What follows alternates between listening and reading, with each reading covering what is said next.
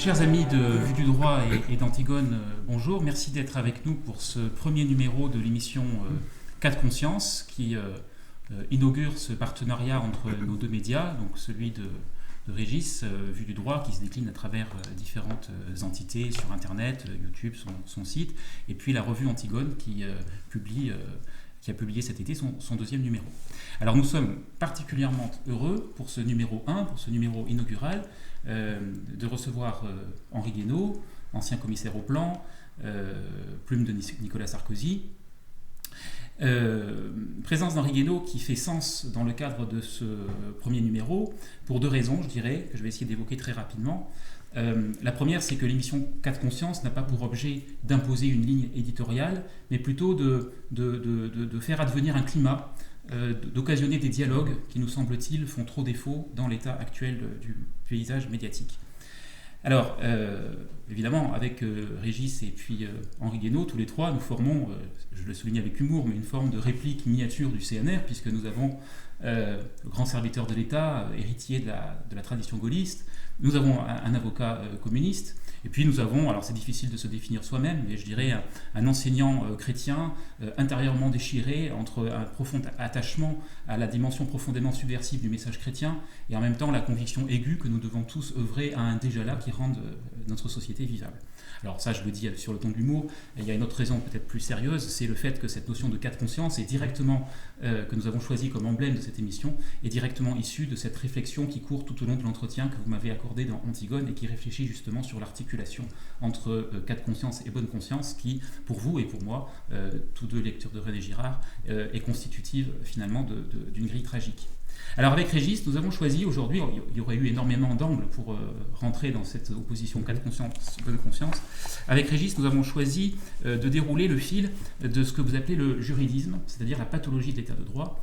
Et à ce choix, il y a une raison, c'est finalement une manière de relier l'angle de Vue du droit et l'angle d'Antigone. L'angle de Vue du droit, ce n'est pas nécessaire de l'expliciter, c'est donc cette situation d'énonciation depuis une compétence professionnelle qui est la compétence juridique de Régis en tant qu'avocat. Et puis vous allez nous l'expliquer, derrière cette pathologie du droit, il y a, et évidemment ça concerne au premier chef les lecteurs d'Antigone, cette réflexion très affûtée que vous avez sur le dialogue d'Antigone et de Créon. Alors je voudrais partir d'une citation de votre... Alors je m'inspire, c'est le moment de le dire, je me suis inspiré principalement pour notre entretien d'Antigone et pour la préparation de cette émission sur deux ouvrages, vous en avez écrit un certain nombre, mais deux ouvrages que je mets en avant aujourd'hui. Donc votre dernier ouvrage, si je ne dis pas de bêtises, à la 7e fois les murailles tombèrent, avec ce titre très évocateur.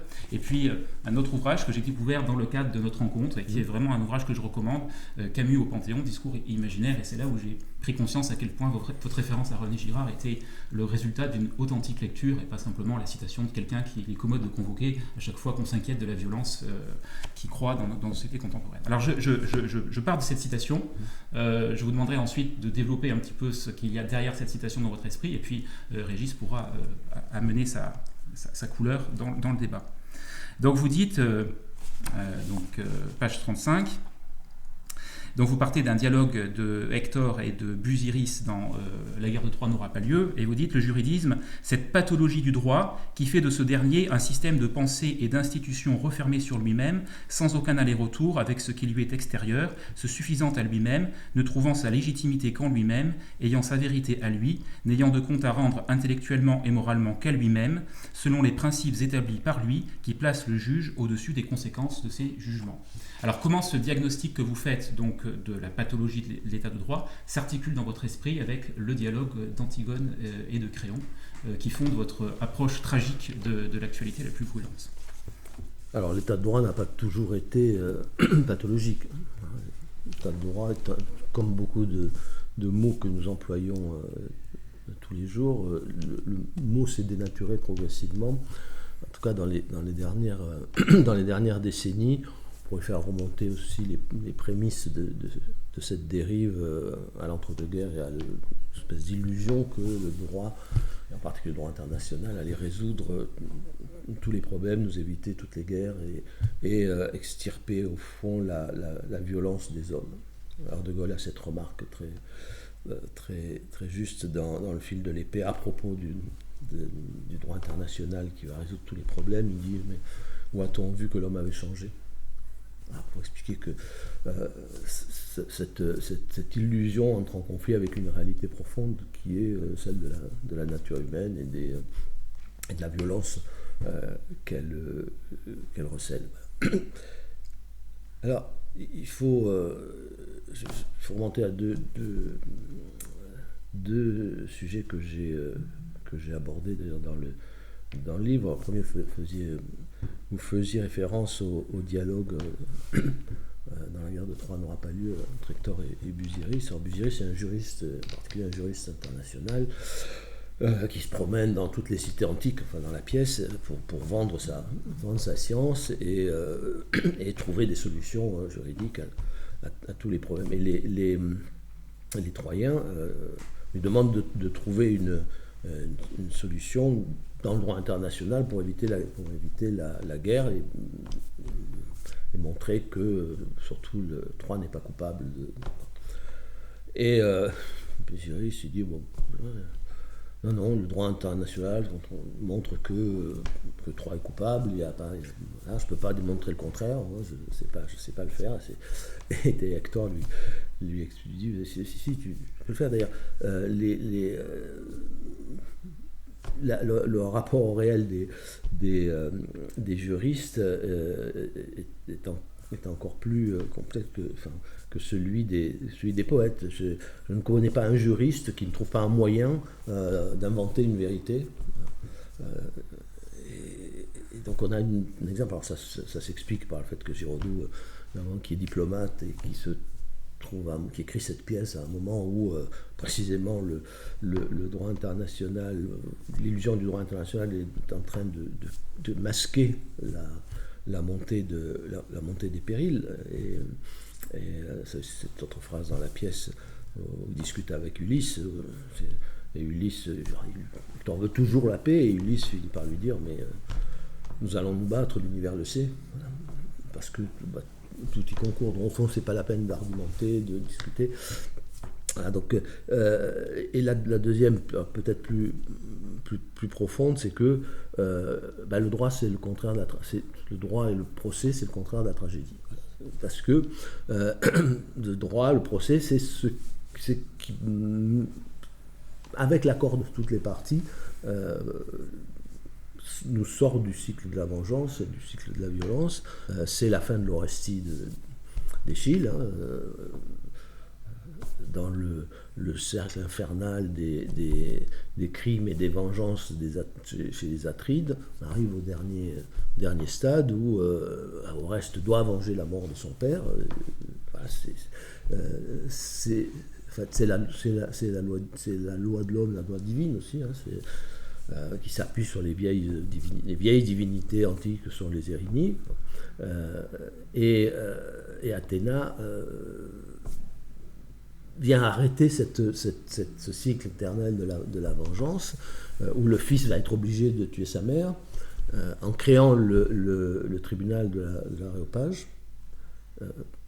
pour, dit-elle, transformer la vengeance en procès et arrêter ce cycle infernal. Donc c'est la fin de la tragédie, c'est-à-dire que au fond on se met d'accord pour régler les conflits de façon pacifique. La tragédie, c'est le contraire du procès. Il n'y a pas de procès.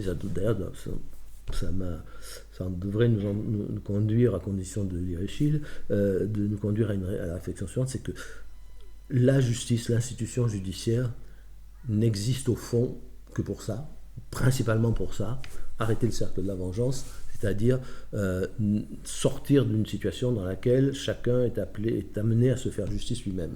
La justice en tant qu'institution, le procès en tant qu'institution, sont là pour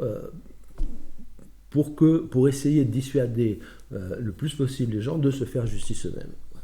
Donc,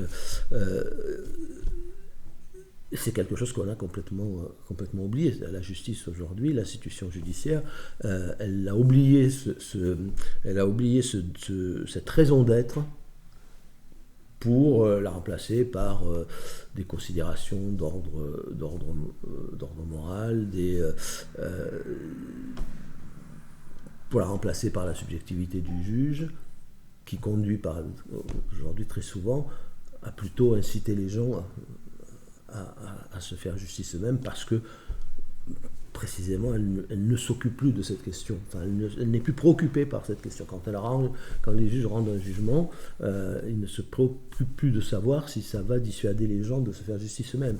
Voilà.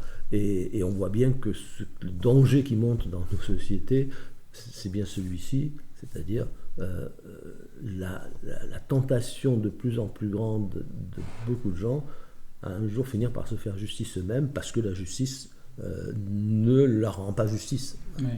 Elle s'occupe de rendre justice à l'accusé, elle veut bien indemniser la victime, mais elle ne rend pas justice, elle ne cherche pas à rendre justice à la victime ou à ses proches pour éviter qu'ils soient eux-mêmes tentés de le faire. Voilà.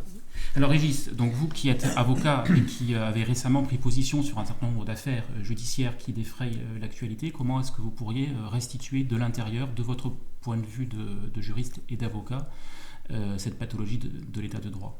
Alors, je vais commencer en donnant un éclairage à ce que vient de dire Henri Guénaud sur le fait que, dans la mesure où la justice ne rend pas justice aux victimes, mais pas seulement aux victimes, parce que la société organisée est victime d'une transgression de la règle qu'elle accepte, qu'elle a adoptée en démocratie. Donc aujourd'hui, moi, ce que je constate, c'est qu'il y a aujourd'hui un décalage entre la façon dont les décisions sont rendues. On parle du pénal, beaucoup du pénal. Oui. Là, parce qu'il y a d'autres sujets, mais j'ai constaté dans ma pratique que le corps judiciaire aujourd'hui se considère comme affranchi d'une partie de cette mission, et donc il ne rend pas justice, y compris avec la part de vengeance que porte la justice publique. La justice, c'est l'État, il ne faut pas oublier ça. C'est la puissance, c'est la violence légitime. Pour se substituer à la vengeance personnelle. À la vengeance personnelle, à la vendetta. Je me rappelais un livre extraordinaire de Milan Kundera, le premier que j'ai lu, qui s'appelait Avril brisé. Donc, sur justement cette vengeance et cette vendetta. Aujourd'hui, cette magistrature, ce corps judiciaire que je connais bien, qui considère avoir peu de comptes à rendre au peuple français au nom duquel il rend ses décisions, est terrorisé, je dis bien terrorisé, par l'éventuelle montée de l'autodéfense. Ils sont impitoyables. C'est ça, moi, j'avais étudié toute une série de décisions. Cette contradiction, ils la portent en eux. C'est-à-dire qu'ils ne veulent pas renoncer à ce surplomb dont ils considèrent qu'il doit être le leur. Moi, toute ma thèse, c'est que la justice, qui a été en France très servile, on l'a bien vu avec la Deuxième Guerre mondiale, et l'unique exemple de celui qui a refusé de prêter le serment à Pétain, elle s'est émancipée, cette justice, mais non pas pour construire son impartialité, mais au contraire pour imposer sa partialité, à partir de son idéologie, à partir de sa culture, à partir de sa sociologie. Et donc, elle considère aujourd'hui, et je considère qu'elle est, moi aussi, elle est devenue un peu un pouvoir, entre guillemets, politique autonome, et elle sait bien que cette position-là, qui va l'amener à ne pas répondre à cette demande de justice, qui s'exprime tous les jours. On voit bien avec l'affaire de la pauvre étudiante philippine, que le risque d'autodéfense est un risque qu'il faut qu'elle traite. C'est-à-dire qu'elle sanctionne beaucoup plus sévèrement toutes les pulsions d'autodéfense qui peuvent exister, par peur de voir les choses leur échapper. Je pense que c'est ça. Ils en sont conscients. Je pense qu'ils en sont conscients. Alors attention, aujourd'hui, ça relève du non-dit, mais quand même, ça, j'ai pu le. Alors moi, j'ai une question à vous poser tous les deux en forme de paradoxe. Alors allez-y, Reguedo. Parce que je trouve très intéressant la question de l'autodéfense. L'attitude, on peut observer chez les magistrats, dans les juridictions, sur cette question de l'autodéfense et la sévérité avec laquelle on punit ceux qui se défendent. Voilà. Ceux qui se défendent parce qu'ils ne sont plus défendus. Elle a des conséquences qui sont à l'inverse de ce que cette préoccupation devrait provoquer, parce que sanctionner celui qui se défend, parce qu'au fond il n'a pas tellement le choix, qu'il soit le policier ou le cambriolé, ça les conduit la plupart du temps à ne pas sanctionner ou à moins sanctionner l'auteur du crime, l'auteur du délit. Donc cette différence, ces deux poids deux mesures ne font qu'aggraver les choses, parce que si vous n'êtes pas défendu, si vous ne pouvez pas vous défendre, vous êtes pris dans une impasse tragique qui ne peut déboucher que sur la violence de ceux qui ne sont pas défendus et qui sentent qu'ils ne peuvent pas se défendre. Alors justement, là je vais prendre ma casquette de girardien et vous poser une question pour rebondir là-dessus sous la forme d'un paradoxe. Vous avez mis en avant tous les deux le fait que la justice ne satisfait plus à ses obligations de monopole de vengeance légitime, et donc c'est susceptible d'entraîner des mécanismes d'autodéfense qui vont ouvrir l'édicte de la violence. Mais il y a quand même un paradoxe dans cette situation, c'est que jamais la société en général et l'institution judiciaire en particulier, qui en est reflet, n'a été aussi sensible à la figure de la victime. Donc on a l'impression que la difficulté à punir le coupable a comme sous-jacent ou comme surplomb cette valorisation extrême de la figure de la victime, qui se déploie par exemple dans l'actualité plus ou moins récente à travers l'opposition symétrique, et on sait que la symétrie dans René Girard c'est un ingrédient particulièrement important du tragique, entre à chaque fois cette notion de l'ange parti trop tôt. Alors on a eu l'ange Naël, donc lui derrière il y avait le vrai coupable, c'était la police, et puis maintenant on a l'ange Philippine, et derrière le vrai coupable c'est l'immigration. Comment est-ce qu'on peut penser à la fois cette impuissance de la justice à satisfaire les victimes, et donc arrêter le cycle de la vengeance, et en même temps cette valorisation de la victime qui aboutit, ça vous le dites très bien, c'est un des symptômes du juridisme et de la pathologie de l'état de droit, la présomption de culpabilité en fait. La présomption de culpabilité qui ne tombe pas sur n'importe qui. Beaucoup d'auteurs de crimes ou de délits ne sont pas soumis à une présomption de culpabilité. En revanche, le policier qui tire sur celui qui ne répond pas à l'injonction, lui, il a une présomption. Aujourd'hui, il est confronté à une présomption de culpabilité. Et dans certains secteurs de l'opinion, cette présomption de culpabilité vaut aussi, par exemple, pour la population immigrée essentialisée en tant que telle. Donc il y a un phénomène de... Effectivement, on peut mettre ça en avant, mais on voit bien, par exemple, qu'autour de l'affaire Philippine, il y a quand même une tendance à politiser l'affaire et à faire de cette malheureuse jeune fille...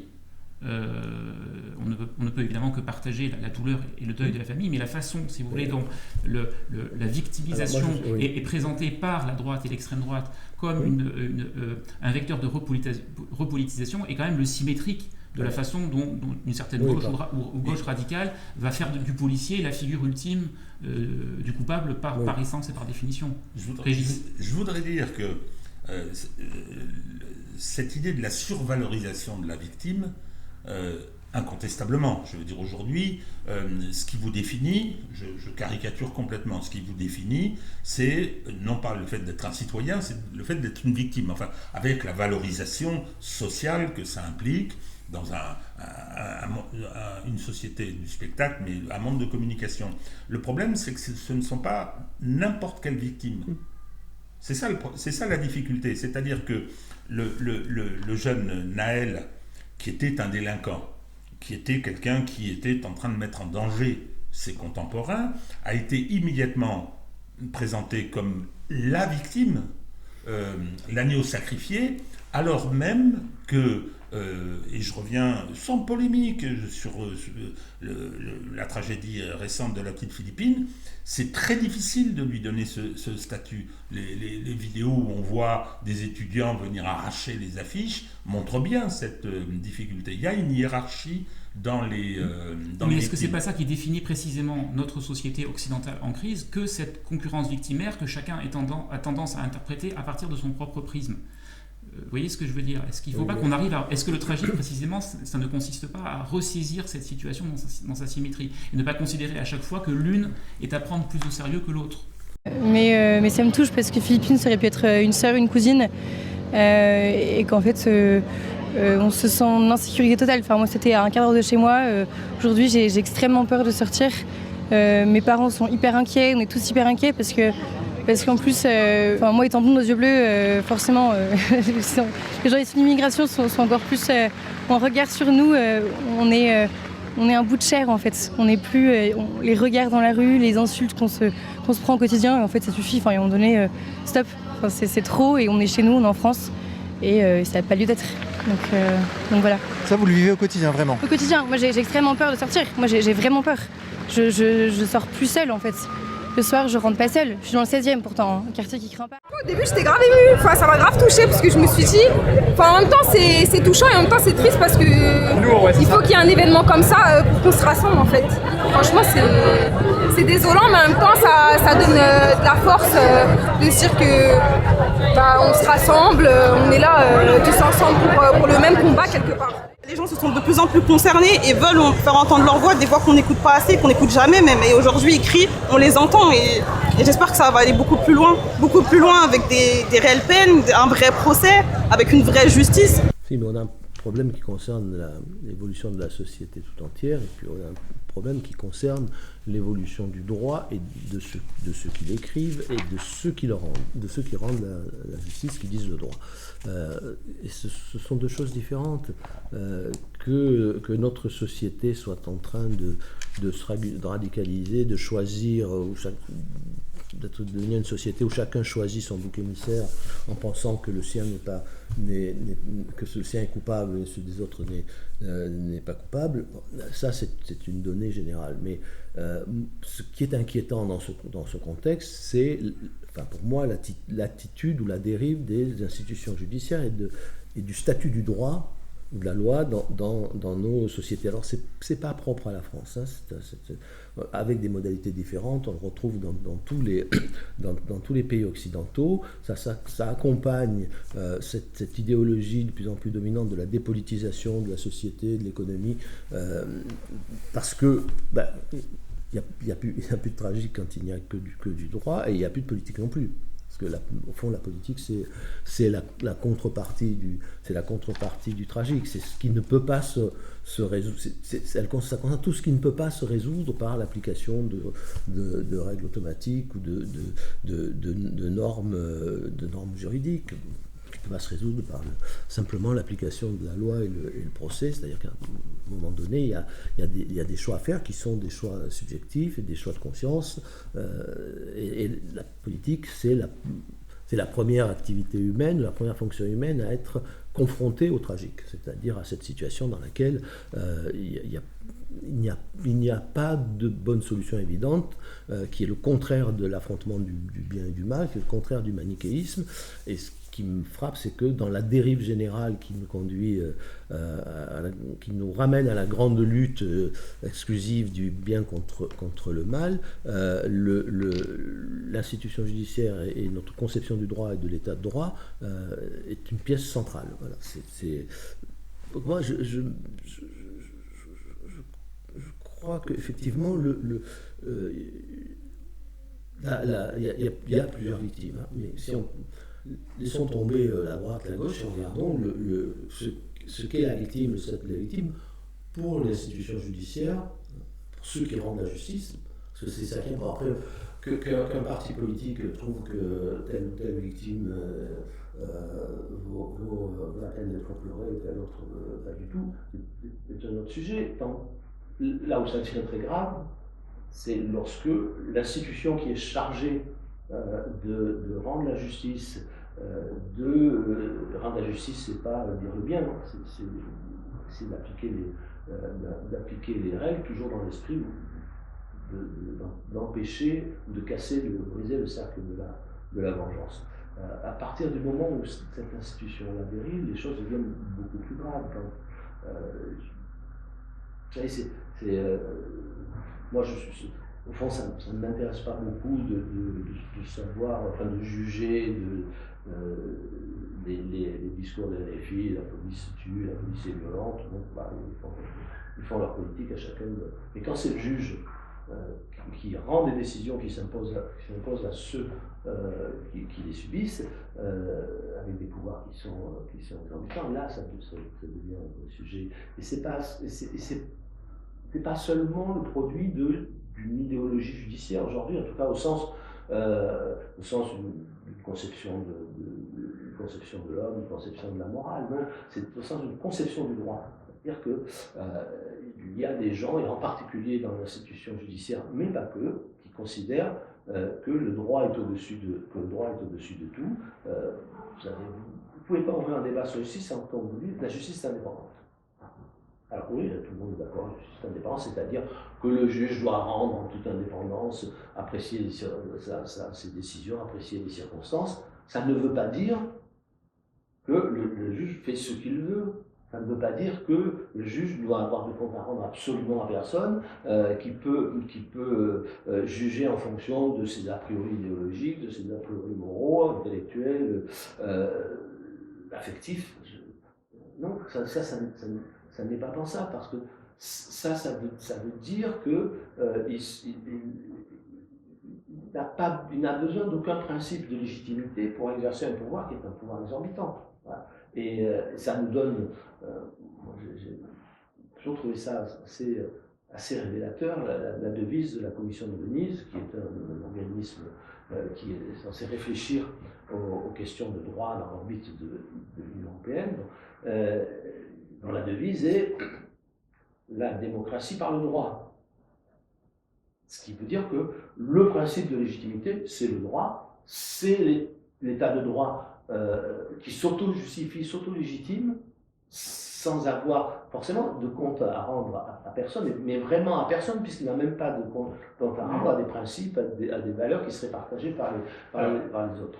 Je voudrais ajouter quelque chose. Alors ça me fait penser à un bouquin très important, c'était il y a très longtemps, c'était Laurent Cohen-Canouji, c'était Le droit sans l'État. Il avait un bouquin assez extraordinaire. C'est-à-dire que l'intérêt général ne devenait plus que la mise en cohérence des intérêts particuliers par le droit. Je schématise, je caricature un peu, puisque je suis ennemi de cette conception.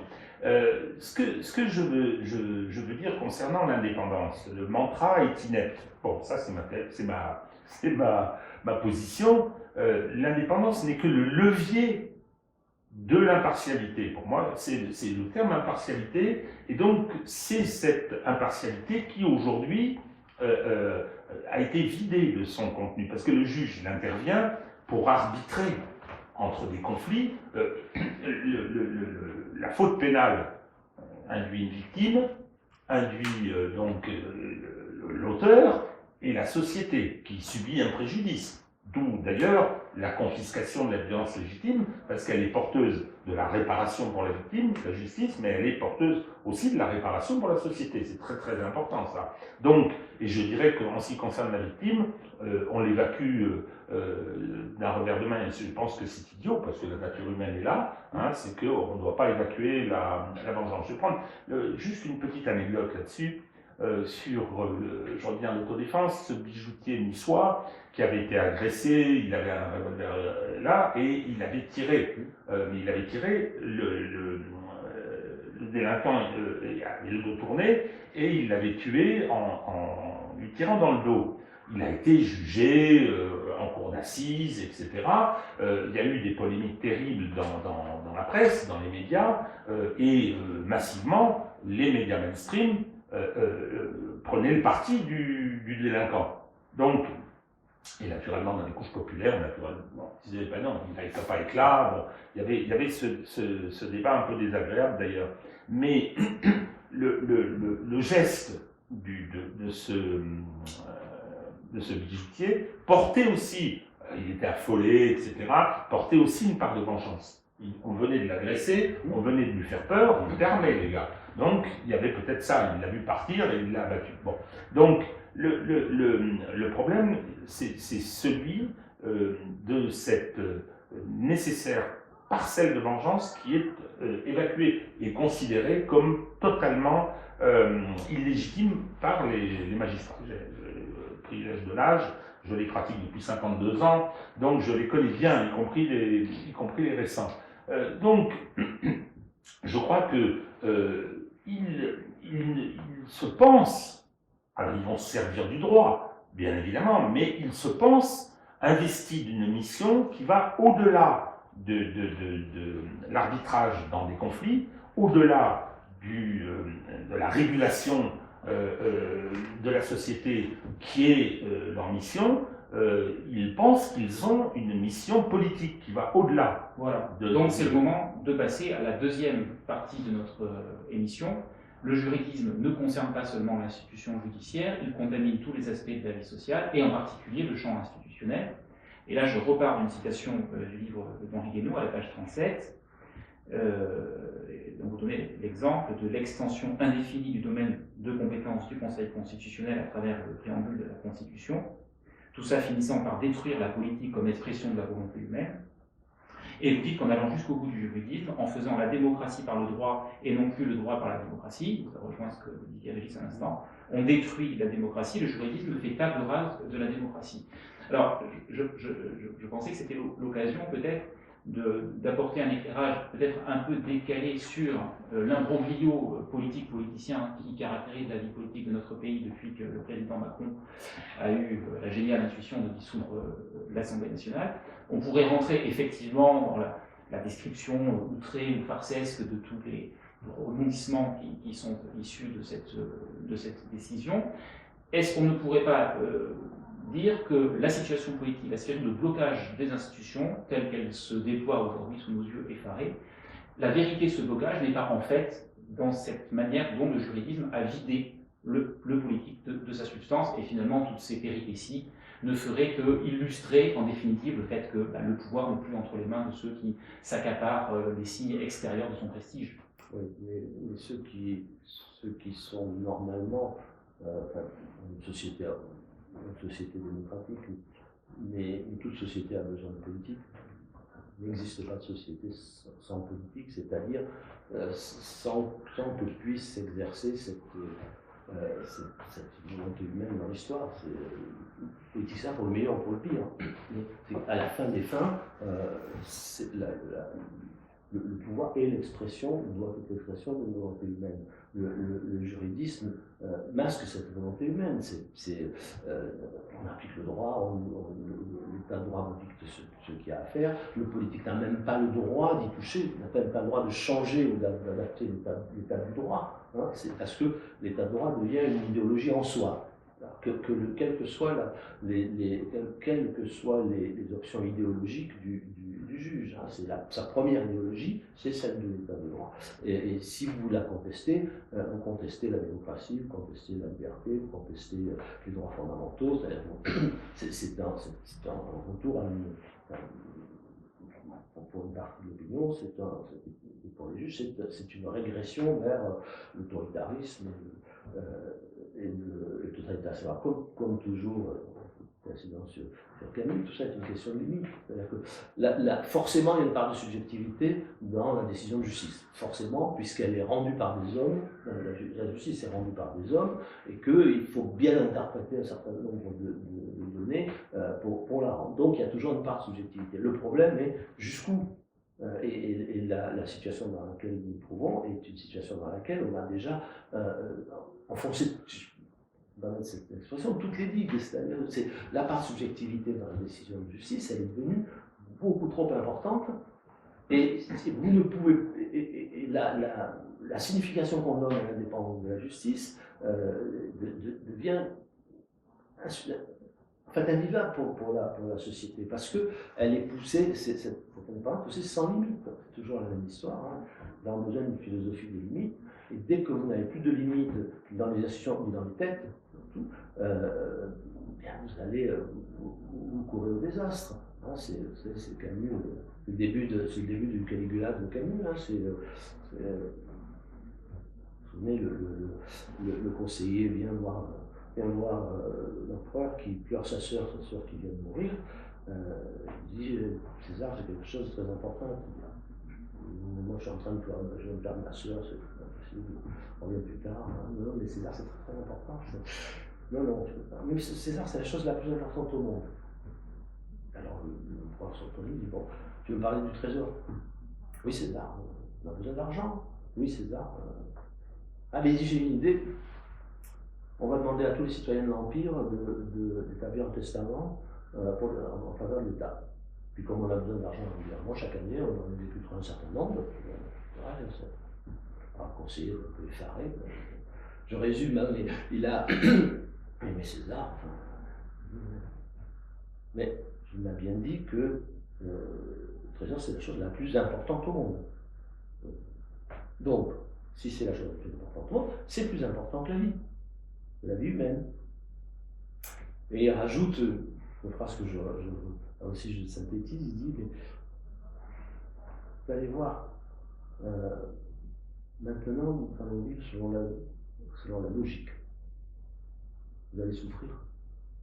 C'est-à-dire que même la logique, poussée le plus loin possible, sans limite, devient meurtrière. Donc, tout ce qui ne se met pas de limite finit dans le crime, le sang, la violence, le totalitarisme. Personne ne lui interdit de nommer son cheval sénateur ou consul. Il nous raconte l'historien romain, il propose de nommer son cheval, il nomme son cheval. Voilà, c'est un peu comme les gens qui disent dans l'article 8 de la Constitution, le président de la République nomme, point, il fait ce qu'il veut. Il fait ce qu'il veut. Donc on en est là aujourd'hui. On pourrait nommer son cheval aussi. Mais on en est. On n'a pas nommé son cheval. Ce que je veux dire, c'est qu'on en est là. Non, mais je vais laisser de côté la question du président de la République et de la Constitution. Simplement, c'est une société qui est en train de dépasser toutes les limites, c'est-à-dire de ne plus se mettre des limites. Et le cas, pour moi, le cas d'école le plus évident, celui qui nous saute le plus à la figure, c'est celui de la justice. C'est ce mot, la justice est indépendante, point. Et il n'y a plus de débat, vous n'avez plus à discuter. D'ailleurs, si vous critiquez, vous allez devant un tribunal, critiquez une décision de justice, ça m'est arrivé. La parole est à monsieur Henri Guénaud.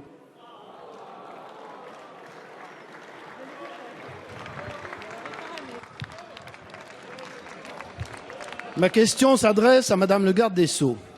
Madame, le 27 novembre dernier, la 17e chambre du tribunal correctionnel de Paris a rendu un jugement qui honore la justice. Ce jugement remet chacun à sa place dans la République en reconnaissant aux parlementaires le droit à la critique des décisions de justice. C'était juste, c'était courageux. Un chef-d'œuvre d'équilibre a même commenté un grand journal du soir. Mais voilà que le parquet fait appel. Pourquoi ? Je ne vous ferai pas le procès d'y être pour quelque chose. Vous me répondriez de toute façon, comme d'habitude, indépendance de la justice. Mais l'appel du parquet, indépendance ou corporatisme, indépendance ou pression syndicale, indépendance ou climat malsain et revanchard, pour reprendre les mots employés en 2000 par le procureur de Strasbourg à propos des débats parlementaires sur la réforme de la justice. Je vous dirais simplement que pour vous, monsieur le député, qui, à foison depuis de nombreuses années, vous proclamez républicain et nous en convenons très volontiers.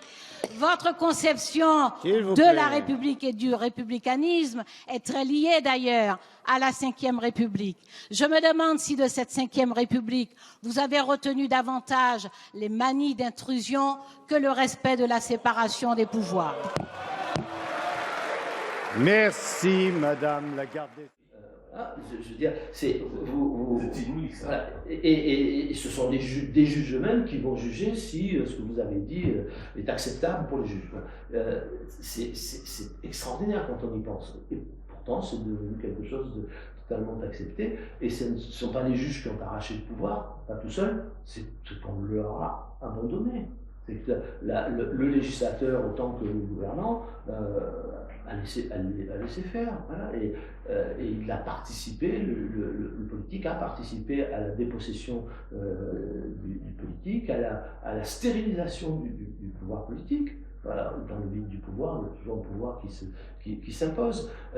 Et le politique a même fait pire, puisqu'il s'est mis à instrumentaliser le judiciaire au profit de ses calculs politiques. Alors, c'est pas partout, ce qui se passe aux États-Unis, on peut dire ce qu'on veut de Trump, mais pas aimé, mais voilà, c'est quand vous utilisez, vous manipulez la justice pour essayer de résoudre des problèmes politiques ou pour gagner des batailles politiques, vous commettez un vrai crime, pas seulement contre la démocratie, mais contre le bien commun et l'intérêt général.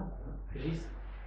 Vous avez donné un exemple dont je me rappelle très bien quand vous avez été poursuivi qualité de parlementaire, quand vous étiez, et qu'il y a eu cette vision et cette conception étroite de l'immunité d'expression du parlementaire, c'était parfaitement scandaleux. Alors l'immunité, cette conception étroite, elle date du début de la Troisième République, hélas. C'était le fruit d'une jurisprudence qui considérait depuis toujours, depuis le début de la Troisième République, que ça ne s'exerce que dans l'hémicycle.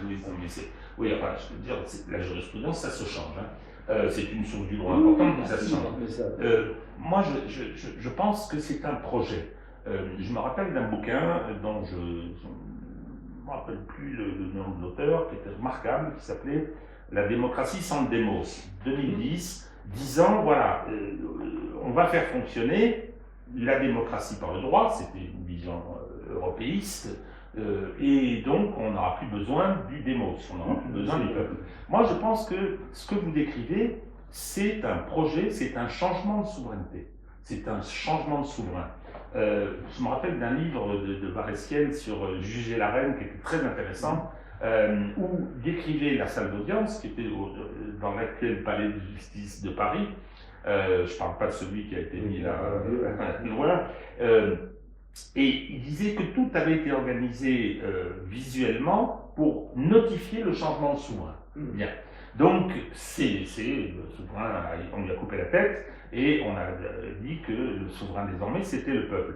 Aujourd'hui, on a privé le peuple de sa souveraineté par justement grâce à ce concept d'état de droit, c'est-à-dire qu'aujourd'hui, soyons clairs, le législateur n'est plus le Parlement. Le législateur, c'est le Conseil constitutionnel. C'est extraordinaire. Je suis un grand partisan de ça a souvent surpris les gens, de la Constitution de 1958, mais la vraie. Je parle bien de la vraie. Donc, je l'ai connue, moi. La vraie, moi, c'est 62, mais... Comment ? Pour moi, la vraie, c'est 62. Mais... Oui. Non, mais absolument. La Constitution, oui, 58, allez, on ajoute 62, mais comme l'avait dit, je ne sais plus quel commentateur, l'élection du président de la République au suffrage universel était contenue dans le texte du 4 octobre 58. On faut être sérieux, cette espèce de corps électoral bizarre qui avait été instauré, simplement il fallait que ça mûrisse. Donc, on prive le souverain, normalement le peuple dans une démocratie représentative, qui présente toujours des limites, mais qui est un système finalement qui est celui dont on se sert en Occident. Je pense que, et avec la construction européenne, le projet, il est de priver le peuple souverain de sa compétence. Et on le voit en ce qui concerne l'élaboration des normes, c'est quand même extraordinaire, et l'élaboration des normes et l'utilisation de la norme par quelqu'un qui considère qu'il est aujourd'hui le dépositaire d'une grande part de la souveraineté. Vous discutez avec un magistrat à propos, au nom du peuple français, il vous répond, je parle des jeunes, je parle de ces étudiants médiocres issus de la petite bourgeoisie urbaine, qui passent des concours et 3 ans à l'ENM, je règle mes comptes, Benoît, là, et sortent de là avec un permis de juger et une franche détestation des couches populaires. Donc vous discutez avec eux et vous leur dites, mais attendez, au nom du peuple français, c'est-à-dire que vous devez en être son expression. Non, On est dépositaire aujourd'hui des pouvoirs du peuple. C'est terrible comme situation. Pour moi, c'est même une dimension anthropologique plus profonde, parce que en réalité, le peuple, quand une collectivité humaine se pense comme un peuple, est toujours la souveraineté repose toujours en lui, quel que soit le régime, qu'il soit monarchique, qu'il soit républicain. C'est à la fin des fins, c'est le peuple qui a le dernier mot. Le jour où le peuple ne veut plus le roi, la tête du roi, ou il le renverse ou il le prive de ses pouvoirs, à la fin des fins, vous ne pouvez gouverner les peuples qu'au nom des peuples, et avec, non pas forcément leur adhésion, leur soutien enthousiaste, mais avec leur consentement, avec le consentement du peuple. C'est-à-dire, là on revient à la limite, ne pas franchir la limite qui entraîne la révolte et le refus de la règle ou de la loi. C'est mieux encore, mais on devrait faire lire L'homme révolté à tous nos responsables politiques. C'est l'homme révolté est un homme qui dit non, qu'y a-t-il dans ce nom? Vous avez franchi une limite. 2 secondes sur les limites, parce que ça c'est très important. Moi, comment j'ai ressenti les semaines qui viennent de s'écouler, les mois qui viennent de s'écouler, sur 2 points qui m'apparaissent tout à fait sidérants et qui disent le problème que nous connaissons aujourd'hui et les dangers que court la République. L'intronisation, l'installation de la nouvelle Assemblée nationale.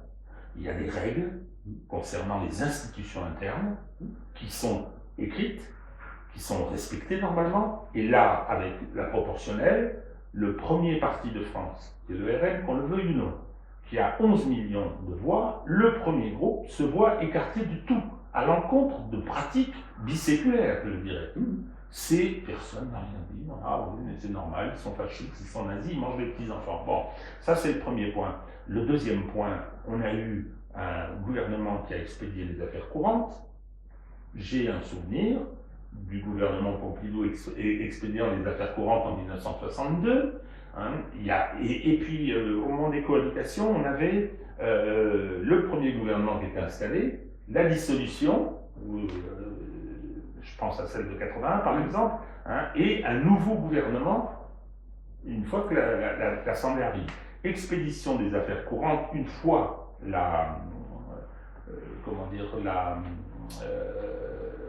l'Assemblée dissoute, c'était enfermé dans des pratiques. Là, on a eu des ministres, Madame Oudéa Castéra, mais je suis pleinement engagé pour les Jeux paralympiques. On a eu Le Cornu qui est allé discuter et vendre des armes à l'étranger. On a eu Séjourné qui est allé... Enfin, des gens qui ont complètement outrepassé l'exécution des affaires courantes. Personne n'a rien dit. Donc on avait un gouvernement qui était illégitime, qui ne pouvait pas être contrôlé par le Parlement, qui exerçait toutes les prérogatives d'un gouvernement normal.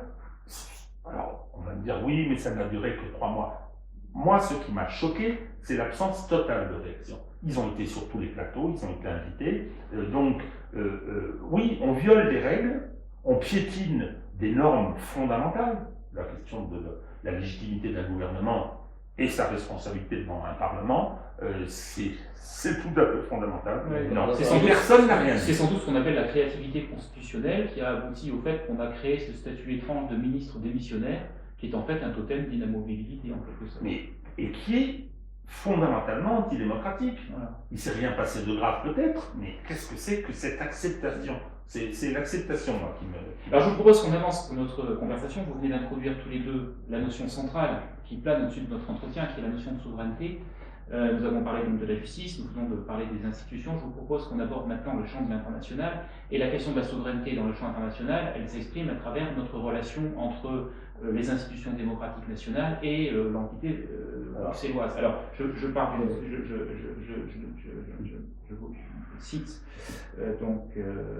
page 37, oui, qui se souvient encore que dans État de droit, il y a le mot État, et vous dites donc la suprématie de la loi européenne sur la loi nationale qui n'est inscrite dans aucun traité fait partie de cette pathologie d'État de droit. Donc je voudrais, à travers ça, vous amener tous les deux à donner votre définition de la notion de souveraineté. Je sais que vous avez un éclairage là-dessus qui est très intéressant, le fait qu'en particulier la souveraineté, par définition, on n'y renonce jamais, et qu'à partir de là, vous nous donniez un petit peu votre sentiment sur la façon dont la souveraineté peut ou ne peut pas être, je dirais, la notion à partir de laquelle on peut reconstruire une démarche de réappropriation des leviers politiques par le peuple français. Là, derrière, il y a une critique sous-jacente que tous les deux vous partagez, et moi aussi, de ce qu'on appelle en France le souverainisme, et qui est peut-être le tombeau de la souveraineté.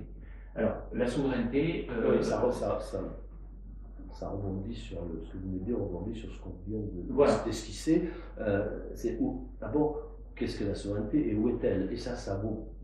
On ne peut pas régler au point de vue international si on n'a pas réglé cette question avant.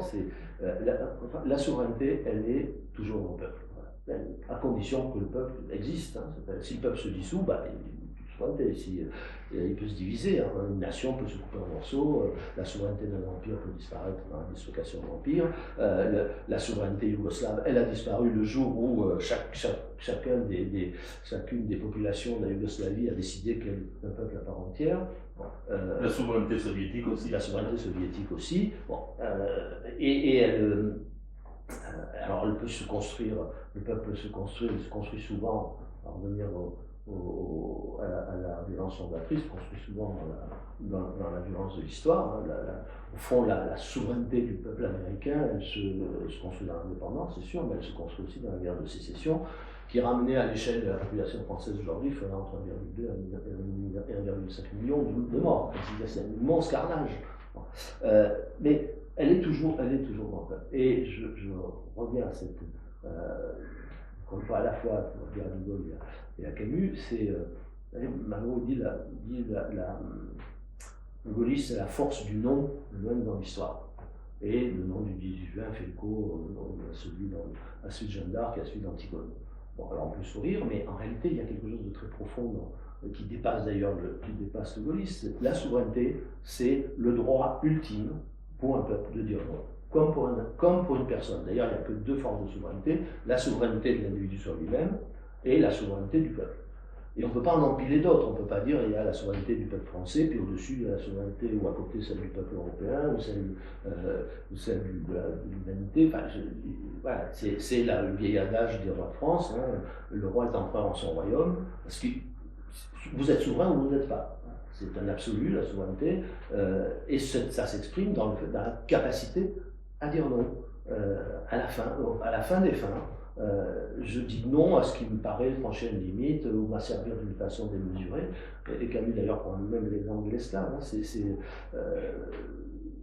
l'esclave, il peut dire non. Et il risque sa vie, il va sans doute mourir, mais personne ne peut lui arracher ce droit imprescriptible de dire non. Je voudrais croire que nous sommes tous d'accord au moins sur un point, l'exceptionnelle importance, l'importance fondamentale du choix auquel nous sommes confrontés. Et je n'ai pas l'impression de me payer de mots. C'est en tout cas avec gravité que je viens inviter cette Assemblée à opposer l'irrecevabilité au projet de loi constitutionnelle qui lui est soumis, projet que le gouvernement nous présente comme préalable à la ratification des accords de Maastricht, négociés le 10 décembre 1991 par les chefs d'État et de gouvernement des pays membres des communautés européennes et signé le 7 février dernier. Cette irrecevabilité se fonde sur le fait que le projet de loi viole de façon flagrante le principe suivant lequel la souveraineté nationale est inaliénable et imprescriptible, ainsi que le principe de la séparation des pouvoirs, en dehors duquel une société doit être considérée comme dépourvue de constitution. Il existe en effet, au-dessus même de la charte constitutionnelle, des droits naturels, inaliénables et sacrés, à savoir pour nous les droits de l'homme et du citoyen tels qu'ils ont été définis par la Déclaration de 1789. Et quand l'article 3 de la Constitution du 4 octobre 1958 rappelle que la souveraineté nationale appartient au peuple, il ne fait que reconnaître le pacte originel qui est depuis plus de 200 ans le fondement de notre État de droit. Nulle assemblée ne saurait donc accepter de violer délibérément ce pacte fondamental. Le gaullisme nous en a donné des exemples. Moi, je vais en prendre trois très rapidement. De Gaulle débarque en France à la Libération, il refuse l'administration militaire imposée par les Américains. Il est tout petit, hein, le général de Gaulle, avec ses petites forces par rapport à l'énorme force américaine ou anglo-américaine. Bon. Et il refuse. Et il se fait acclamer par la foule, et finalement, Roosevelt cède. Deuxième exemple encore plus significatif, c'est l'offensive allemande dans les Ardennes. L'état-major allié devant l'offensive allemande qui avance à l'hiver 44-45 demande aux troupes françaises qui occupent Strasbourg d'évacuer Strasbourg pour organiser une contre-offensive. Et De Gaulle, qui a pourtant signé tous les accords, qui a placé les troupes françaises sous le commandement de l'état-major interallié, interdit à Leclerc et aux troupes françaises de quitter Strasbourg. Et ça, ce nom-là est d'une expression à l'état pur, chimiquement pur, de la souveraineté. C'est-à-dire que, quoi qu'il en soit, quoi que j'ai signé, quel engagement que j'ai pris, j'ai toujours ce droit prescriptif de dire non. Ça, c'est la manifestation de la souveraineté, et on la trouvera encore dans la chaise vide, par exemple, sur la politique agricole commune. C'est-à-dire, à un moment donné, vous ne voulez pas tenir compte des intérêts de la France, je ne siège plus, c'est bon. Voilà, évidemment, au bout d'un certain temps, très vite, tout le monde se remet autour de la table et finit par aboutir à ce qu'on appelle le compromis du Luxembourg. Mais ce droit, vous pouvez l'enlever à personne. Les peuples peuvent refuser de l'exercer.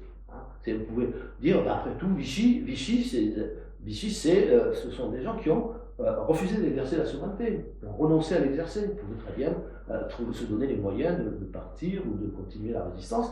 Et la France libre, ce sont ceux qui n'ont pas accepté de cesser d'exercer la souveraineté, même si leurs moyens étaient infinitésimaux. Donc la question que j'aimerais vous poser à tous les deux, qu'est-ce qui actualise ce nom aujourd'hui dans l'ici et maintenant de la crise politique de notre pays?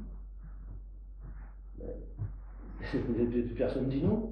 Oui, mais qu'est-ce qui permettrait, alors je reformule ma question, là c'est le constat, mais qu'est-ce qui permettrait, vous, Henri Guénaud, quel est le geste qui permettrait de réactualiser le nom? D'abord, il y a la conscience que la souveraineté, c'est ce refus, c'est la possibilité de ce refus ultime. Oui. Vous êtes au fond le seul responsable, ce qui pose pour les responsables politiques une question de caractère. Mais vous, en tant que gaulliste, vous l'avez cette conscience? Oui, je ne sais pas si j'aurai le caractère, mais en tout cas, c'est une condition absolument indispensable. Si vous n'avez pas le caractère pour assumer ce nom qui va provoquer forcément, si vous avez besoin de dire non, c'est que ça va, tout s'oppose à ce que vous prononciez. À quoi on peut dire non aujourd'hui? Parce que depuis juin 40, le non, il s'enracine dans une situation historique incontestable.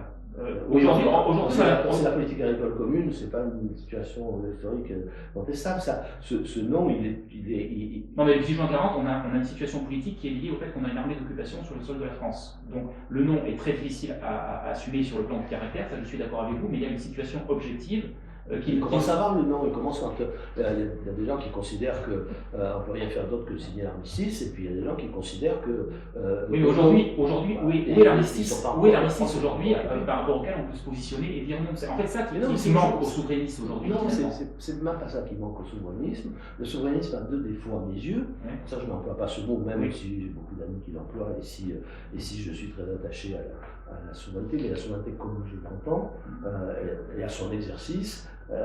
Le premier problème, c'est que le souverainisme confond le contenant et le contenu.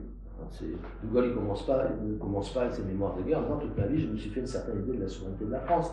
De l'article 50. Toute ma vie, je me suis fait une certaine idée de la France. Ouais. Voilà. Que donc, le contenu n'est pas indifférent, parce que sinon, vous pourriez presque dire que Vichy, après tout, c'est légitime. Là c'est en juillet 40, la majorité des Français est plutôt favorable à l'armistice, à la fin des hostilités. Ça va changer dans le temps, mais je pense qu'on ne peut pas se passer de cette réflexion sur la souveraineté bien au-delà, en ne la concentrant pas dans le contenant. C'est pas un cadre, ce qui compte quand même le premier combat, c'est celui du contenu. Je ne me bats pas pour la France quelle qu'elle soit. Si la France est nazie, je ne vais pas me battre pour la France nazie. Voilà. Et si la France est quelque chose qui ressemble à la France, je vais me battre pour elle. Donc je me fais une certaine idée de la France. Ça, c'est la première chose, le cadre et le contenu et le contenant. Et la deuxième, c'est très souvent l'incapacité à dépasser l'incantation et à se penser comme des résistants et qui se contentent de crier « c'est pas bien », c'est scandaleux. J'ai fait cette expérience l'année dernière, Julien Aubert et lorsque je m'avais dit, j'avais organisé une espèce d'assise des souverainistes. J'ai été invité, puis j'y ai pas été. Moi j'y ai été, j'ai accepté de faire à la fin le dernier débat avec Marie-Françoise Bechtel. Et donc on a, évidemment, parlant de la souveraineté, sujet qui était un peu semblable à celui qu'on est en train de traiter, nous progressivement aller vers la réponse à que faire. Moi, j'ai une réponse auquel je tiens beaucoup, c'est la réponse, ça peut pas être demain matin je sors de l'euro sans tenir compte des conséquences immédiates qu'aurait la destruction par la France de la deuxième monnaie du monde. Je ne sais pas ce que seront ces conséquences, et je ne prendrai pas moralement le risque du cataclysme que cela peut déclencher. Je suis convaincu qu'un jour tout ça craquera, mais je pense qu'il m'est à moi, en tout cas impossible, de penser qu'à froid je peux accepter de faire souffrir autant de gens qui souffriront si vraiment ça se transforme dans la finance globale en catastrophe. En revanche, le problème de la hiérarchie des normes est un problème qui est absolument crucial, qui rejoint notre débat sur la justice, puisque le juge aujourd'hui, il est en droit d'écarter la loi française au profit d'une convention internationale ou d'interprétation qu'il en fait, puisqu'il arrive d'interpréter des conventions non contraignantes comme des conventions contraignantes, et puis de l'écarter au profit s'y sent même obligé, de la jurisprudence européenne. Ça va très très loin, puisque la Cour de justice, elle, considère que le juge n'a même pas à obéir aux décisions du tribunal constitutionnel de son pays, parce qu'elle considère, avec la Commission européenne, ce sont les deux seuls organes en Europe qui considèrent cela, que les traités européens sont supérieurs aux constitutions. Alors ça pose quand même un petit problème, c'est que les juges nationaux ne tiennent leur pouvoir, leurs compétences, leur rémunération, leur statut, que de la Constitution. Voilà. Donc c'est quand même extravagant, mais cette tension, elle existe en permanence, et elle laisse au dialogue des juridictions, comme on dit pudiquement aujourd'hui, une marge de manœuvre considérable. Ça veut dire, si on veut sortir de là, si on veut retrouver des moyens d'exercer paisiblement sa souveraineté sans avoir sans avoir le risque de catastrophe ou de cataclysme politique, économique, social, eh bien, il faut en finir avec la hiérarchie des normes telle qu'elle est. Ça se résout. Alors, soit on le fait dans le traité, mais il n'y a aucune chance que ça puisse passer, soit on le fait en changeant notre constitution. Donc, et en revenant à une situation qui était l'état du droit, au droit public jusqu'en 89, pour le judiciaire jusqu'en 75. Jusque-là, nos juridictions suprêmes interprétaient l'article 55 de la Constitution qui dit que les traités sont supérieurs à la loi de la façon suivante. Le traité est supérieur à la loi quand il est postérieur à la loi, et la loi est supérieure au traité quand elle est postérieure au traité. C'est-à-dire qu'on prend en compte la dernière expression de la volonté du législateur, puisque le traité est ratifié par le législateur. Bon, ça n'a pas provoqué de catastrophe, ça n'a pas empêché l'Europe de se construire, mais ça a un double avantage. D'abord, ça permet de limiter le pouvoir exorbitant du juge. Et puis, ça, c'est un principe de restauration de la responsabilité politique. Voilà. Parce que vous ne pourrez plus dire, après ça, vous ne pouvez plus dire j'y peux rien, c'est pas moi. Dire à la veille des élections, je vais tout changer, le lendemain, mais c'est pas moi, j'y peux rien. Vous êtes obligé d'assumer de vouloir faire ce qu'on appelle une loi écran, c'est-à-dire de dire, puisque à nos partenaires, puisque vous ne voulez pas rediscuter de cet aspect du traité, moi, le Parlement français vote une loi qui fait que cette disposition du traité, pas tout le traité, mais cette disposition du traité ne pourra pas plus s'appliquer en France tant qu'on n'aura pas changé. Bon. Et là, soit vous le faites et vous dites j'assume de le faire, vous venez devant les Français en disant pourquoi, soit vous ne voulez pas le faire et vous venez aussi devant les Français en assumant de ne pas le faire, en disant voilà, les conséquences seraient telles que je ne le ferai pas. Au lieu de cette situation dans laquelle la responsabilité politique a totalement disparu. Mais si on reste dans la situation où on est, c'est plus la peine d'aller voter. Voilà, l'élection ne sert à rien, puisque le lendemain, vous dire ben oui, mais il faut que tous les autres soient d'accord. Voilà, donc on ne peut pas s'imaginer qu'on va restaurer la confiance dans la politique si on ne touche pas à ça. Et pour toucher à ça, vous ne le ferez pas par l'article 89 de la Constitution qui dit qu'il faut que le texte soit voté dans le même terme par les deux assemblées, puis ensuite le président réunit le Congrès, soit c'est le Congrès qui ou bien on voit qu'un référendum, vous n'y arriverez pas, et donc il faut utiliser l'article 11 de la Constitution qui dit que le président peut saisir le peuple pour des questions, sur les questions de l'organisation des pouvoirs publics, ce qu'a fait le général de Gaulle en 62, ce qu'il a refait à notre moment sur le problème de décolonisation, et ce qu'il a refait en 69. Donc cet antécédent, il est inscrit dans l'esprit de notre institution et aujourd'hui il est contesté par un tas de gens, par une partie du Conseil constitutionnel, des constitutionnalistes, des juristes qui vous disent mais si vous faites ça, vous faites un coup d'État constitutionnel parce que la révision de la Constitution, c'est l'article 89, c'est exactement le débat qui a eu lieu en 62 où le général de Gaulle s'est fait insulter, regarder, etc. Mais je trouve que le référendum a donné raison au général de Gaulle, que l'Assemblée qui a été dissoute, je faisais référence tout à l'heure à Pompidou, l'Assemblée renverse le président Pompidou sur cette question de l'élection du président de la République au suffrage universel. De Gaulle il est obligé de présenter sa démission, De Gaulle la refuse et maintient le gouvernement Pompidou et dissout l'Assemblée. Et là encore, le peuple renvoie une majorité gaulliste très nette. Voilà. Bon. Donc tout ça est réglé depuis 60 ans, mais c'est un combat politique considérable, parce que vous allez avoir toutes les questions qu'on a soulevées depuis le début de cette émission vont se retrouver concentrées dans ce débat. Et moi, ce qui m'a frappé devant, en revenir les souverainistes, que je ne veux pas accabler parce que je les aime bien, mais il y a des gens qui vont dire oui, c'est intéressant, mais c'est trop juridique. Voilà. Et à partir du moment où vous ne cherchez même plus une solution au problème que vous dénoncez, c'est fini, quoi. Donc vu comme ça, c'est une impasse. Donc il faut sortir. Le problème, c'est pas d'être souverainiste ou pas souverainiste. Le problème est de savoir si nous voulons continuer la crise de la démocratie qui est en train de s'approfondir d'une façon extraordinairement inquiétante dans tous les pays d'Europe, pas seulement, on voit bien aux États-Unis, ou si on veut essayer de conjurer ce risque qui est le risque de la violence, le risque ensuite d'un pouvoir autoritaire qui viendrait essayer de soigner cette violence. Ce qui se passe est très grave, et aussi grave à mon sens que la crise de la démocratie dans les années 30. Donc, est-ce qu'on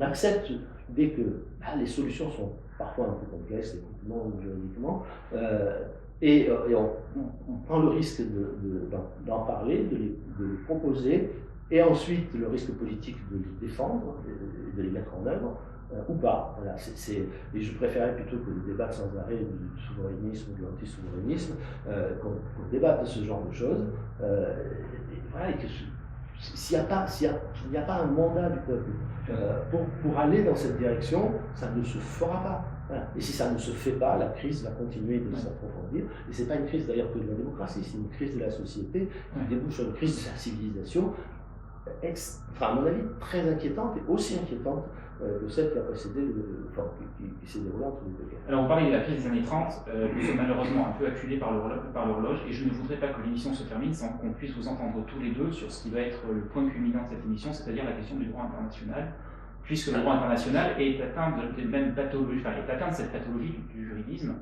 Alors moi je voudrais partir d'un mot humoristique que Manuel Todd a lancé dans le débat et qui, je trouve, permet de bien rendre compte de la situation, c'est cette notion de démocratie 007, ou de démocratie de James Bond, terme humoristique expression par laquelle, à mon avis, il rend très bien compte d'une espèce de phénomène circulaire, à savoir que ce n'est plus parce qu'on correspond à un certain nombre de critères qu'on peut s'autoriser de la définition de démocratie, c'est parce qu'on s'autorise nous-mêmes de la définition de démocratie qu'on peut ensuite tout se permettre. L'un des trucs qui me frappe dans le débat, c'est... Alors ça avait commencé plutôt avec les États-Unis qui bombardaient ici ou là, et qui disaient non mais nous on a le droit, on a le droit parce qu'on est une démocratie. Donc dès que si vous avez un corps de citoyens qui débat de la légitimité d'une agression externe, c'est légitime. Vous pouvez bombarder. Mais ça recommence un peu avec Israël là. Donc quand même. Bon, d'accord, 40 000 morts à Gaza, mais quand même, Israël, c'est une démocratie. Alors, on pourrait dire c'est une démocratie même pas ethnique, mais raciale, puisqu'il n'y a pas de mariage civil en Israël. Donc c'est comme ça. Mais j'ai un nouveau concept aussi. Donc j'ai deux nouveaux concepts. J'avais dit, c'est le concept d'hypersionisme et j'ai le concept de la nouvelle démocratie que j'appelle la démocratie 007, comme James Bond, vous voyez, license to kill. Avec le droit de tuer. Être démocratique, c'est le droit de tuer. Donc moi, j'articule ça sans difficulté avec votre réflexion, et je pense qu'avec Régis, nous avons là un point commun absolument fondamental, sur cette notion d'intangibilité des frontières, à partir de laquelle, aujourd'hui, l'Occident risque de nous emmener dans une forme de montée aux extrêmes dont nul ne peut prévoir l'issue. Je voudrais ajouter quelque chose, ou formuler votre question différemment. La question du nom, c'est effectivement la question du nom. Alors, on a tous la plus belle des références historiques, qui est celle du 18 juin, avec la première phrase des mémoires. Alors, il les écrit en 53, enfin, il les publie en 53. Alors, les premières pages sont sublimes. Ça, moi, je suis un vieux golo coco, il faut faire attention. J'ai la photo de Charles de Gaulle de 1940, en uniforme, dans mon bureau. Et donc, là, on a véritablement, de façon très épurée, un des plus formidables noms de l'histoire. Bon, le problème aujourd'hui, c'est que il faut dire non, je suis entièrement d'accord avec ça. Quand, comment? Quand, comment? Alors, vous avez dressé des chemins éventuels, celui de, effectivement, l'appel au peuple. Mais encore faut-il qu'il le demande, le peuple. Moi, je suis dans une phase un peu désabusée, là. L'enjeu, il est quand même celui de vider ce pays de sa substance. Le juridisme, c'est une chose, mais au profit de qui? On a un système où on nous a volé notre souveraineté, qu'on a ossifié dans des traités irréformables. Il faut l'unanimité, et donc toute une série de nos compétences sont aujourd'hui ailleurs, et plus ça va, plus l'organisme, parce que c'est un organisme, c'est pas un État, il n'est pas souverain. L'organisme de l'Union européenne est en train d'essayer de passer. J'ai vu un tweet de Bernard Guetta, je sais ce que fait Madame von der Leyen, qui a demandé à tous les représentants des pays qui se sont rendus à New York pour l'Assemblée générale des Nations Unies de communiquer les agendas de leurs rencontres bilatérales avec d'autres États. Donc ça nous amène à cette question, ce qui est absolument sidérant. Je veux dire, je crois tout permis, cette personne, avec cette double casquette qui est d'être soumise aux États-Unis, mais en même temps elle est allemande. C'est parce qu'on lui permet tout. Mais bien sûr, mais tout à fait, on lui permet tout. Donc, effectivement, la crise de civilisation, c'est la crise de la civilisation occidentale. Cher Henri Guénaud, parce que les autres, ils sont en train de s'organiser ailleurs et on ne les intéresse plus. Moi, c'est un peu comme ça que je vois les choses. Donc, c'est vrai qu'on est dans une situation extrêmement grave. Alors, comment ce nom doit-il s'exprimer? Quand, sous quelle forme, ça, je n'ai pas de recette. Moi. Alors sur le plan du droit international, comment rendre compte de la situation actuelle, c'est en particulier cette notion d'intangibilité des frontières avec laquelle l'Occident, en situation de sénilité terminale, est en train de mettre le feu à la planète. Oui, alors ça c'est pas nouveau, hein, l'intangibilité des frontières. On a fait la même chose en temps de guerre, après des traités qui ont démantelé l'Empire ottoman, l'Empire austro-hongrois, l'Empire russe, Brest-Litovsk. En 17, on a dit voilà, les frontières sont intangibles. On a vu ce que ça donnait. On a pris les mêmes décisions au moment de la décolonisation pour le pays décolonisé. Voilà, et on a maintenu ce principe après l'effondrement de l'Empire soviétique, qui fait que les frontières dessinées par les soviétiques, notamment par Staline, sont devenues intangibles, sont devenues des piliers du droit international. Donc ça nous donne, on en a déjà parlé, mais ça nous donne la situation du Haut-Karabakh, puisque la frontière de Staline mettait le Haut-Karabakh en Azerbaïdjan. En droit international, les Azéris sont fondés à récupérer le Haut-Karabakh. Et donc ce droit international-là vient télescoper le droit d'un peuple qui est là depuis presque 3000 ans, qui n'a plus le choix que de partir. Enfin, entre le droit des peuples, qui sont là depuis 3000 ans, et le droit né du tracé des frontières par Staline, c'est le droit né du tracé des frontières par Staline qui l'emporte. Mais ce droit international, cette illusion qu'on a eue dans les années 20-30, qui est récemment revenu sous la même forme à peu près sur la scène internationale, qui n'était pas tout à fait le cas dans les années de la guerre froide. Je trouve que ce qui a été fait était plutôt intelligent pour essayer de tirer les leçons de ce qui s'était passé dans l'entre-deux-guerres, et notamment la création du Conseil de sécurité avec un droit de veto pour les grandes puissances qui fonctionne comme un disjoncteur, qui a évité les surtensions entre les grandes puissances, sans faire en empêchant que le Conseil de sécurité devienne une sorte de tribunal international où on pourrait condamner les uns les autres. C'est toujours difficile de condamner les superpuissances, surtout quand elles ont un arsenal nucléaire. Donc c'était assez intelligent, c'est-à-dire que ce n'était pas du moralisme, du juridisme absurde, c'était prendre en compte la réalité des rapports de force. Et encore une fois, dans cette période, il y a eu évidemment des explosions de violences soviétiques un peu partout, mais on les a, dans tous les cas, elles ont été endiguées, dans tous les cas. Et on n'aurait pas, c'était pas joué d'avance, hein, et ça tient à la fois à la manière dont les institutions sont configurées, à l'idéologie qui les sous-tend et à la caractère des hommes. S'il n'y a pas Kennedy et Khrouchtchev au moment de la crise des fusées de Cuba, on peut très bien aller à la guerre mondiale.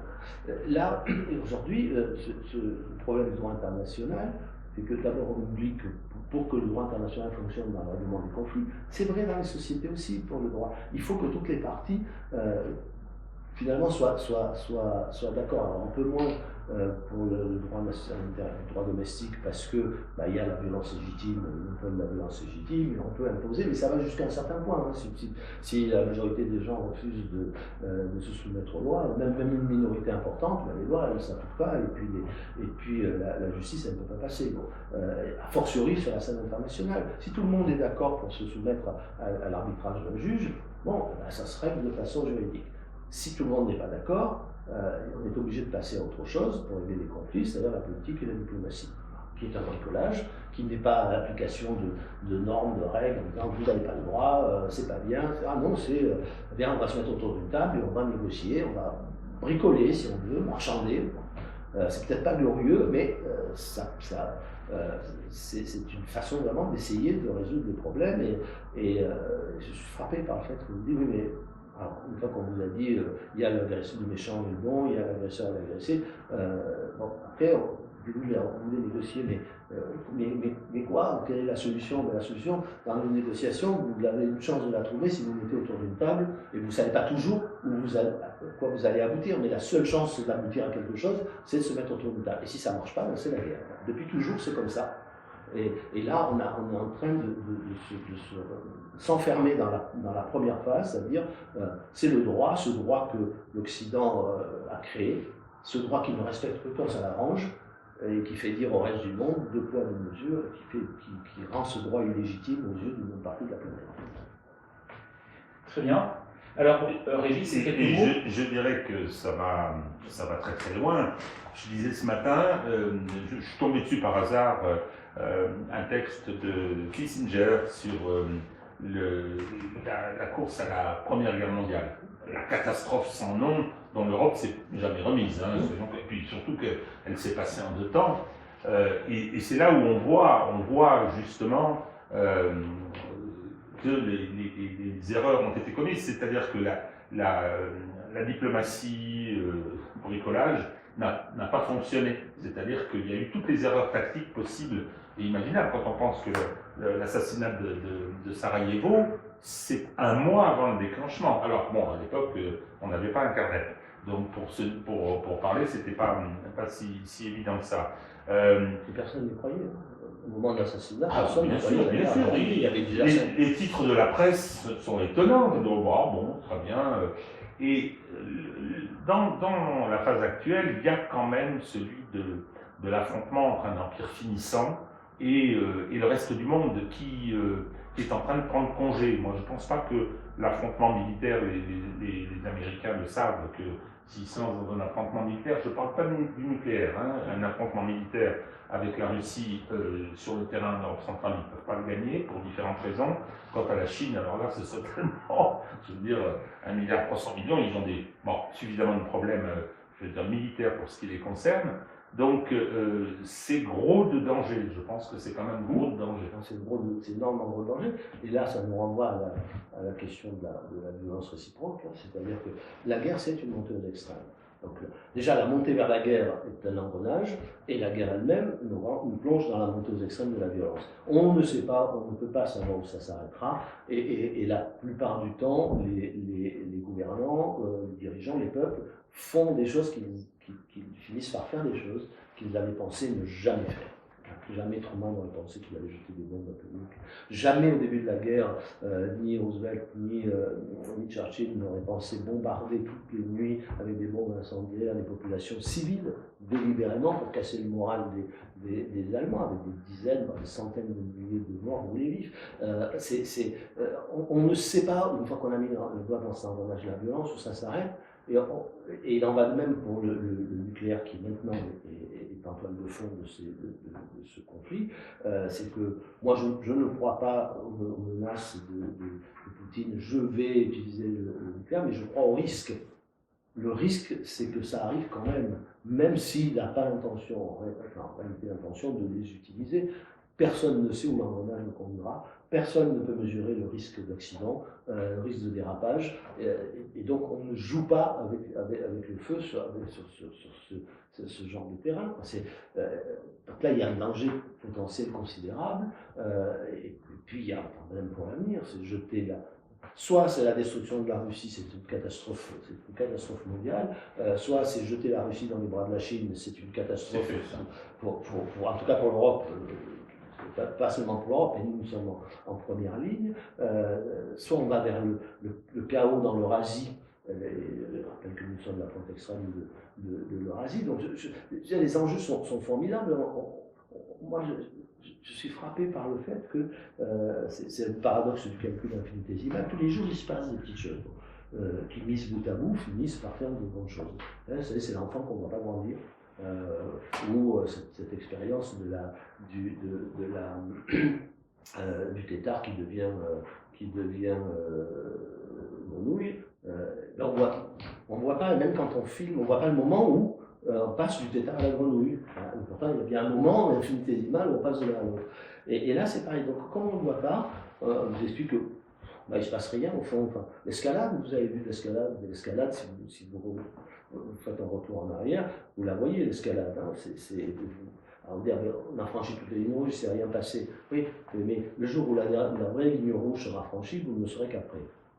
Donc il y a une espèce d'aveuglement.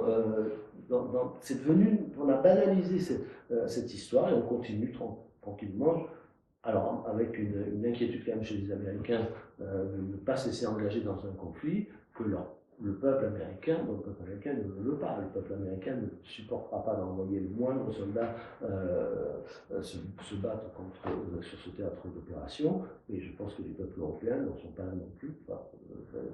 Mais après, les dirigeants européens en particulier, ne sont pas à l'abri d'un emportement. Il y a le danger de l'escalade, et de l'escalade de la violence, il est immense. Et il est immense avec des conséquences, elles aussi, dans le contexte actuel, qui sont immenses. Alors, quelques mots pour conclure, parce que malheureusement, l'horloge tourne à toute vitesse. Je voudrais vous placer devant une possible contradiction pour le plaisir du débat. Vous savez que le tragique est réputé être plutôt un affect conservateur, voire un affect de droite, précisément parce que... Alors, je vais le dire en deux mots. Non, mais je vais le dire en deux mots. C'est par rapport à cette inquiétude que vous avez, justement, par rapport à la question de la violence. Est-ce que cette inquiétude que vous déployez en particulier dans votre dernier livre par rapport à la question de la violence n'est pas en fait un mouvement de retrait par rapport à ce qui est le véritable moteur de l'histoire et par rapport à ce qui pourrait faire surgir un autre possible?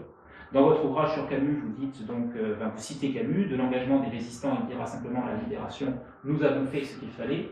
Est-ce que nous avons fait ce qu'il fallait, c'est en permanence déployer ce souci tragique de la violence, ou est-ce qu'à un moment donné, c'est se confronter à cette violence réellement existante pour chevaucher l'histoire et faire advenir une issue, quelle qu'elle soit, à ce blocage dans lequel nous nous sentons tous enfermés à l'heure actuelle?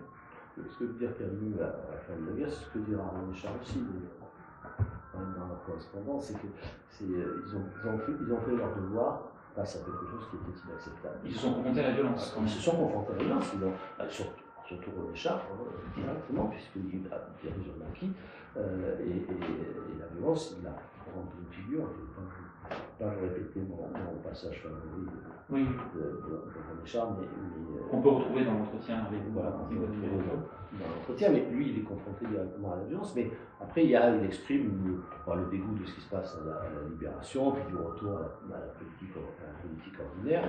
Donc, il revient à sa fonction de poète, l'autre à sa fonction d'écrivain, d'intellectuel, qui n'empêche pas de le juger, mais l'engagement ne se fera plus que sur des causes précises, ce qu'on peut parfaitement comprendre. Mais la confrontation à la violence, c'est la violence qui choisit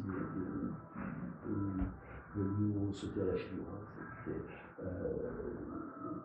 Donc la question est de savoir comment on réagit à la violence. Alors vous dites que la gauche, Par exemple, on dit que Camus est un colonialiste aujourd'hui. Parce que dans le débat avec Sartre... Oui, Camus colonialiste, bien sûr, parce qu'il y a aussi un attachement viscéral à l'Algérie, qui est sa terre natale.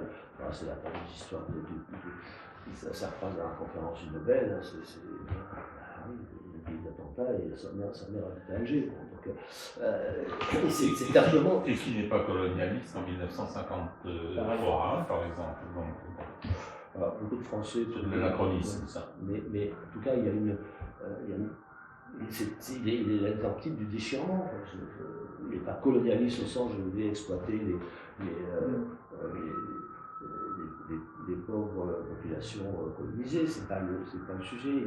Vous connaissez cet épisode qui raconte sur ce viticulteur, vieux viticulteur qui est là depuis plusieurs générations et qui un matin, retrouve un matin en train d'arracher ses vignes, d'ouvrir les cuves de vin, de détourner la rivière, de remettre dans son lit la petite rivière qui avait été détournée plusieurs générations avant pour irriguer son exploitation. Et les gens sont effarés, on va chercher l'officier du coin, on est au moment où il va pas partir. L'officier vient, il dit mais pourquoi vous faites ça? Il dit mais puisque tout ce que nous avons fait ici est mal, il ne faut rien laisser. Et ça résume pas seulement, ça résume d'ailleurs, c'est l'histoire de notre crise aussi de reniement, c'est que il y a une partie de l'Occident qui pense que tout ce que l'Occident a fait est mal, qu'il faut le bannir, l'exclure de l'histoire, c'est que ce soit la cancel culture ou le wokisme, c'est exactement la même source. Moi, je crois que La question de la violence aujourd'hui, la question qui est posée, c'est sommes-nous capables de la regarder en face? Sommes-nous capables d'en analyser la nature et de cette lucidité, pouvons-nous tirer quelque chose qui essaye, tant bien que mal, de l'endiguer? Parce que si nous n'essayons pas tant bien que mal de l'endiguer, si nous n'y arrivons pas tant bien que mal, elle, une fois plus, elle dévorera tout sur son passage. Très bien. Régis, vous êtes la puissance invitante sur la chaîne Vue du Droit, donc quelques mots pour conclure ce numéro 1 de Cas de conscience. Écoutez, c'était passionnant. J'ai identifié quelques convergences gaullisto-gauliennes, donc, et historiques.